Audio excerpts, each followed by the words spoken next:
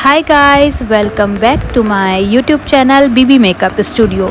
आज की वीडियो में हम जो लुक क्रिएट करने वाले हैं बड़ा डिफरेंट लुक है और बहुत ही अमेजिंग है। ये वीडियो की तरफ चलते हैं। सबसे पहले हम मास्क पे फाउंडेशन लगाएंगे और उसको ब्यूटी ब्लेंडर की मदद से ब्लेंड करेंगे।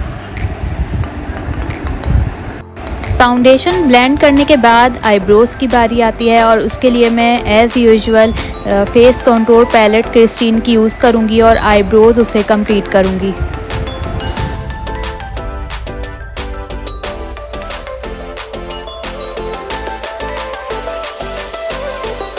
आईब्रोज़ कंप्लीट होने के बाद आई शेडो की तरफ आते हैं और उसके लिए मैं ये पैलेट यूज़ करूँगी मिस रोज़ की न्यूड पैलेट। मिस रोज़ के कॉस्मेटिक्स भी बहुत अच्छे हैं, लोकल ब्रांड्स में से एक अच्छा ब्रांड है हमारा मिस रोज़, जिसकी आई शेडो पैलेट्स भी बड़ी पिगमेंटेड होती हैं। आज की वीडियो में हम इसी पैलेट से मेकअप करेंगे और सबसे पहले मैं शेड लूँगी फ्लफ़ी ब्रश पे। क्रीज एरिया के लिए ये शेड है, लाइलैक कलर का है, लाइट पिंक कलर का है। इसको मैं क्रीज पर अच्छे से ब्लेंड करूंगी।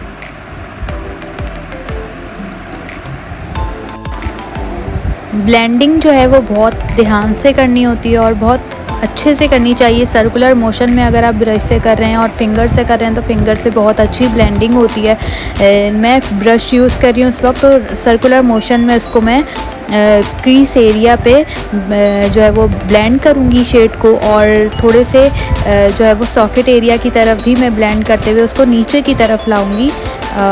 दोनों आईज़ पर इसी तरीके से आई शेड लगाऊँगी क्रीज एरिया पर।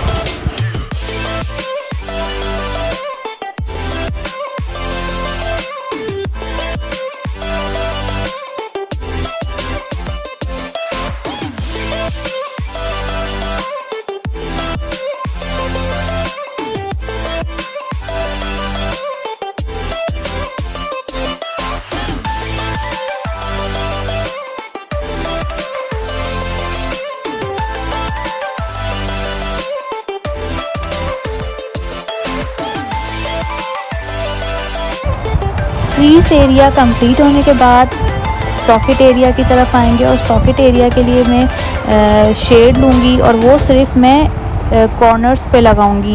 ये डार्क पिंक कलर का शेड था, मैंने वो शेड लिया है और इसको मैं कॉर्नर्स पे जो है वो इनवर्ट्स की तरफ मैं इसको ब्लेंड कर रही हूँ। थोड़ा और उसको मैं डार्क करूँगी।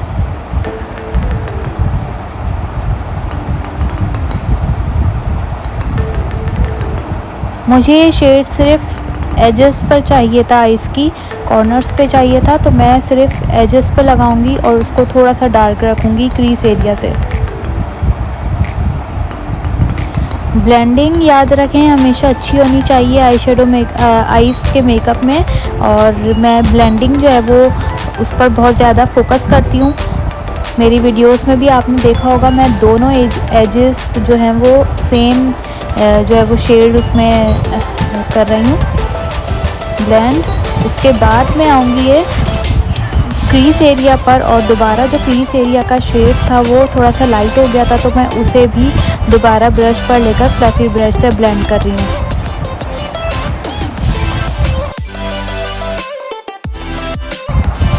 अच्छा, उसके बाद जो है ये पिंक शेड देख रहे हैं पैलेट में, शिमरी शेड है ये, और ये जो है इसमें दो कलर के शेड्स जो आते हैं, लगने के बाद आपको सही से समझ में आएगा मैं क्या बात कर रही हूँ। ये दिखने में पिंक है लेकिन इसमें ग्रीन शेड भी आता है। इस तरीके के आई शेडोज़ बहुत ज़्यादा इस वक्त ट्रेंड में हैं और फैशन में हैं, बहुत अच्छे भी लगते हैं। इसको मैं जो है वो दोनों आईज़ के सॉकेट एरिया पे जो मैंने हिस्सा छोड़ दिया था उस हिस्से पे मैं ये आई शेडो ब्लेंड करूँगी फ्लैट ब्रश से।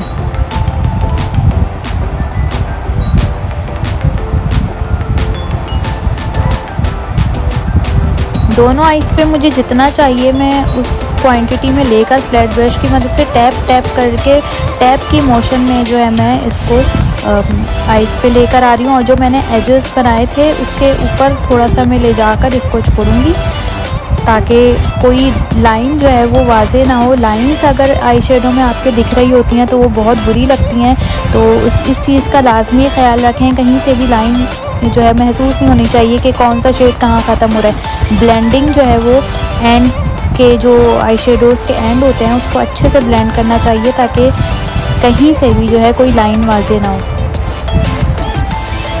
इसके बाद मैं लास्ट फिंगर पे शिमर शेड लूँगी। क्रिस्टीन का ये हाइलाइटर शेड है, ब्लशन हाइलाइटर शेड है CN821, वो मैं छोटी फिंगर पे लेकर इनर कॉर्नर पे आइज़ के और ब्रो बोन पे मैं ये शेड लगाऊंगी।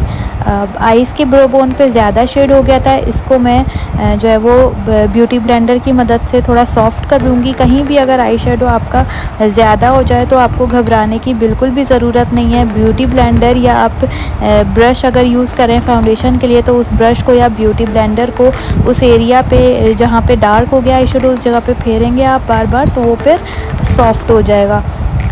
मेरी वीडियो में आप देखिएगा मैंने किस तरह इसको सेट किया है और जो फ्लफ़ी ब्रश है उसको भी लेकर दोबारा मैंने ब्लेंड किया है ताकि कोई लाइन वाज़े ना हो।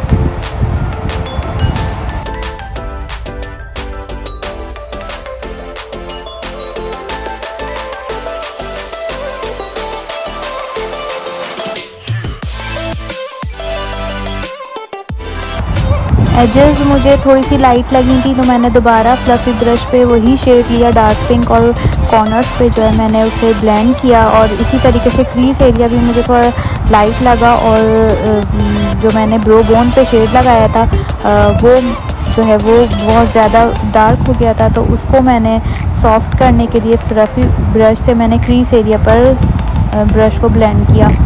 इसके बाद मैंने ये फाउंडेशन जिससे मैंने लगाया था ब्यूटी ब्लेंडर उसको मैंने दोबारा जहाँ जहाँ डार्क था आई शेडो उस पर मैंने ब्लेंड किया और ये आईज सॉफ्ट हो गई।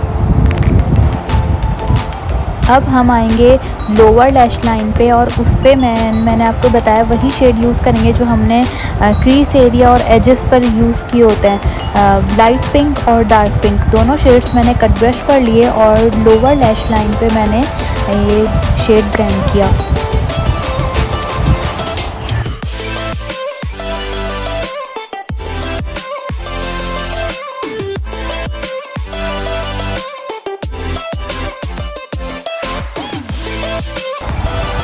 आई मेकअप के दौरान आपको जहाँ से भी अपना मेकअप लाइट लगे शेड तो उसको आप दोबारा से सेट कर सकते हैं। मैंने भी इसी तरीके से जो इनर कॉर्नर्स थे वहाँ पे हाईलाइट मुझे कम लग रहा था तो मैंने दोबारा उसको थोड़ा सा लगाया।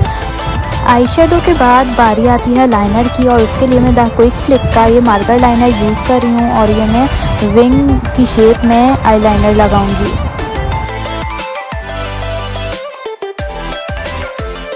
लाइनर को जितना आपको मोटा रखना चाहते हैं मोटा रखें, अगर आपको पतला पसंद है तो पतला रखें, मैं दरमियाना रखूँगी।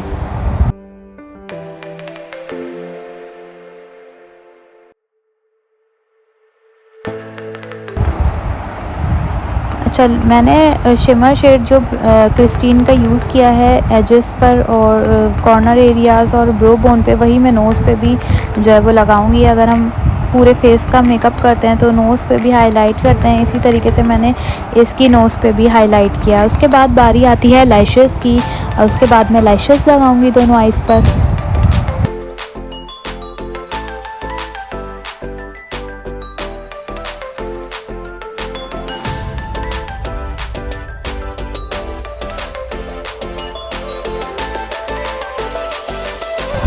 आईलैशेस लगाने के बाद मैंने मार्कर लाइनर से जो अपर लैश लाइन होती है उसके अंदर भी मैंने अंदर की तरफ भी मैंने मार्कर किया। अगर आप काजल यूज़ करते हैं तो काजल करेंगे ऑब्वियसली, मैंने मार्कर अभी मेरे पास अवेलेबल था तो मैंने मार्कर यूज़ किया।